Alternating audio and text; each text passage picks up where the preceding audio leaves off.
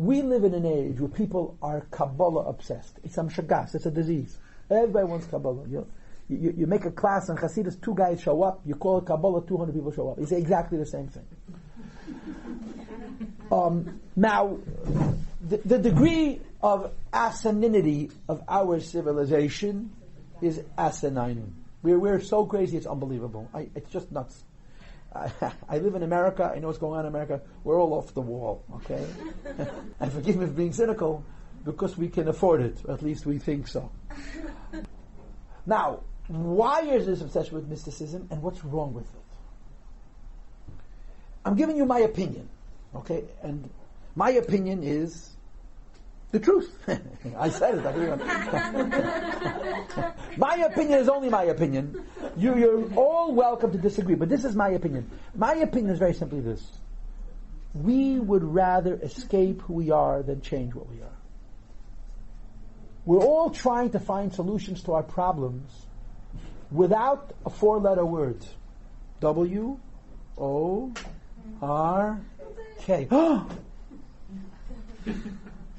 I went to a rabbi's class. You know what he said? We don't want to work on ourselves.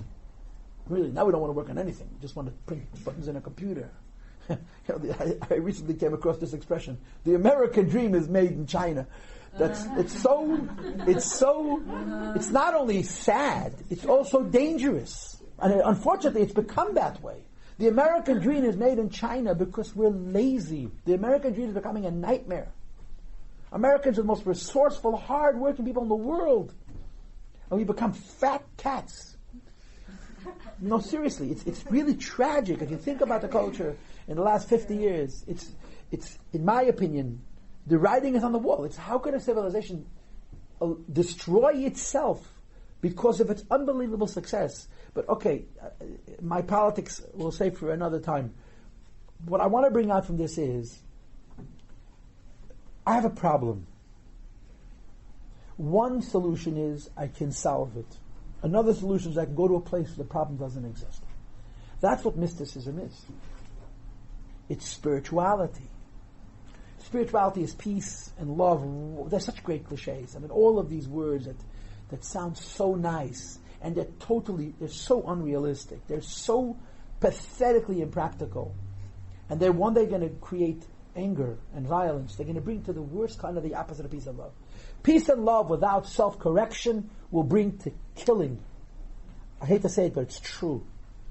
When you run away from yourself and tell yourself, I'm a wonderful person because I love everybody, and you've never done anything to correct your character, when you face challenge, you'll become a worse murderer than any murderer. You have no character.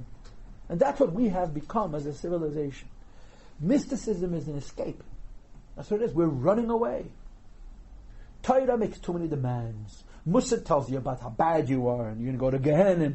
Mysticism is cool. Why? Because the one thing I don't have to address is myself. And you come to a class and you listen, they tell you about the souls and the afterlife and the tikkunim, and it's all so, I feel so good. What's the expression in American? I was so inspiring. What in heaven's name does that mean? Thank you for giving me an escape from myself for an hour. That's what it means. Like a movie. That's exactly what it is. And it's tragic. Now, here's the question. Kabbalah is part of Yiddishkeit. Kabbalah is part of Torah. How do you reconcile what I just described with Pnimiyas HaTorah? And of course the answer is that true Kabbalah can only rest on a vessel. And the purer and the cleaner the vessel is, the more precise and the more sublime the mystical light will be. And when you use Kabbalah as an escape, besides the fact that it's not Yiddishkeit, it's not serving Hashem, it's not even serving you. It's a patch, it's a band-aid, it's a fake solution. So now, think about this. If I'm right, and again, I think what I'm telling you is accurate, I think it's right, and it resonates, it just makes a lot of sense.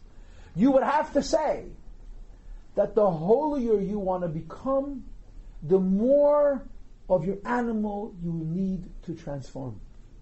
So if my holiness is on a limited level, my animal can be hefty, a few pounds overweight. What's the word they use for it? Portly? Listen, when you are serving Hashem on a limited level of spirituality, your behemoth has a place. When you're serving Hashem on higher levels of spirituality, and it's genuine, you have to go lower.